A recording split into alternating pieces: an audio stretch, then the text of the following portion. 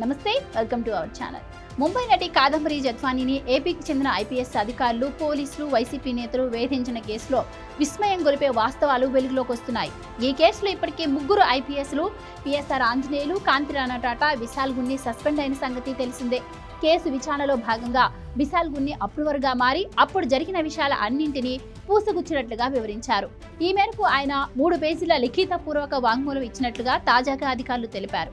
జత్వానీపై case నమోదుకు ముందు కుట్ర జరిగినట్లు, అలాగే ప్లాన్ అమలు చేసిన తీరు లాంటి అంశాలను వివరిస్తూ విశాల్ గున్ని 3 పేజీల లిఖితపూర్వక వాంగ్మూలాన్ని ఉన్నతాధికారులకు అందించారు. జత్వానీని అరెస్టు చేసి తీసుకొచ్చి వివిధ కేసులతో ఆమెను వేధించాలని జగన్ హయాంలో ఇంటెలిజెన్స్ చీఫ్గా ఉన్న పిఎస్ఆర్ ఆంజనేయులే తమను ఆదేశించారని విశాల్ గున్ని ఆరోపించారు.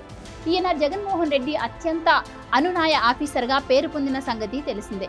అలా గత జనవరి 31న అప్పటి విజయవాడ సిపి కాంతిరాణా టాటాను తనను సీఎంఓకు పిలిపించారని విశాల్ గున్ని చెప్పారు. ప్లాన్ మొత్తం అక్కడే తమకు వివరించారని, ఆ సమయానికి జత్వానీపై ఎలాంటి ఎఫ్ఐఆర్ నమోదు కాలేదని అన్నారు.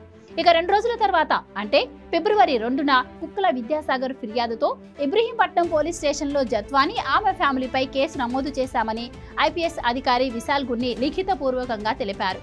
పైగా కేసు నమోదుకు ముందే ముంబై వెళ్లడానికి విజయవాడ సిపి తమకు ఫ్లైట్ టికెట్లు కూడా బుక్ చేశారని అన్నారు. విశాల్ గున్ని అందించిన వాంగ్మూలాన్ని బట్టి జగన్ రెడ్డి హయాంలో సీఎంఓ కేంద్రంగా జత్వానీపై జరిగిన కుట్ర తేలుతోంది. పిఎస్ఆర్ ఆంజనేయులే ఈ ప్లాన్ అమలుపరచడంలో మాస్టర్ మైండ్ గా ఉన్నారని పోలీసులు తెలిపారు.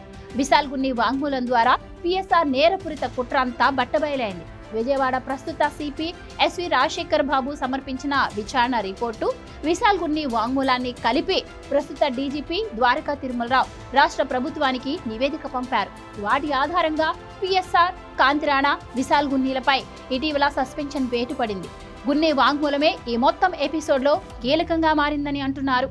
ఇంకా విశాల్ గున్ని తెలిపిన వివరాల ప్రకారం తాను విజయవాడ డీసీపీగా పనిచేస్తున్నప్పుడు జనవరి 29న తనను విశాఖ రేంజ్ డీఐజీగా ప్రభుత్వం ట్రాన్స్ఫర్ చేసిందని, వెంటనే విజయవాడ నుంచి రిలీవ్ అవుదామనుకున్నట్లుగా గున్ని చెప్పారు. కానీ తాను 13 రోజుల తర్వాత అంటే ఫిబ్రవరి 12న ఛార్జ్ తీసుకున్నట్లు చెప్పారు. ఇక ట్రాన్స్ఫర్ ఆర్డర్ రాగానే అదే సమయంలో పిఎస్ఆర్ ఆంజనేయులు సీఎంఓకు పిలిచి జత్వానీ కేసు అప్పగించినట్టు విశాల్ గున్ని చెప్పారు. ఆ అసైన్మెంట్ పూర్తి చేస్తేనే రిలీవ్ చేస్తాము అంటూ తీవ్ర ఒత్తిడి తెచ్చినట్టుగా కూడా వివరించారు. తనకు మరో దారి లేకపోవడంతోనే వారి ఒత్తిళ్లకు లొంగి తన పరిధులు దాటి వ్యవహరించినట్టు విశాల్ గున్ని వివరించారు. జత్వానీపై కేసు నమోదు, అరెస్టు, దర్యాప్తు ప్రక్రియ కొలిక్కి వచ్చాకే తనను విజయవాడ నుంచి రిలీవ్ చేసినట్లు చెప్పారు. ఈ కేసులోని ప్రతి అంశాన్ని పిఎస్ఆర్ స్వయంగా పర్యవేక్షించారని, ఆయన ఆదేశాల మేరకే అంతా జరిగిందని విశాల్ గున్ని తెలిపారు.